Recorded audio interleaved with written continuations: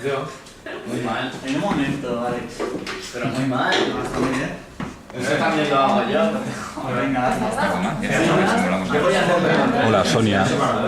Què estàs fent amb l'Eloi? Estic fent l'entrevista L'entrevista per què?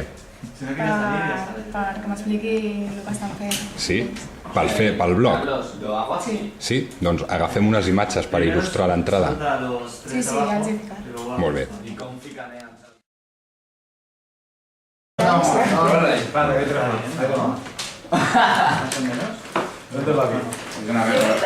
¿Qué estáis haciendo? Hacer una práctica de soldadura.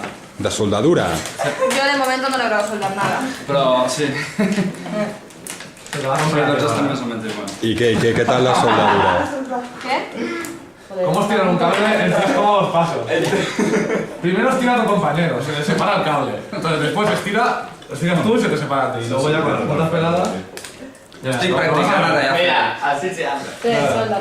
A ver, que se vea bien, ¿eh? Que vull treure'l d'aquí perquè estic ja des de zero hasta los cojones. Té riscos, té riscos. Té riscos. Esto es bricomanía. Deberías haberlo visto al Franco de... Bueno, ese no me sirve. Vale, Frank. No me sirve. ¿Cómo que no? No, tiene que ser sin pelar. Que no los quiero pelados. Habíamos ya, porque se me ha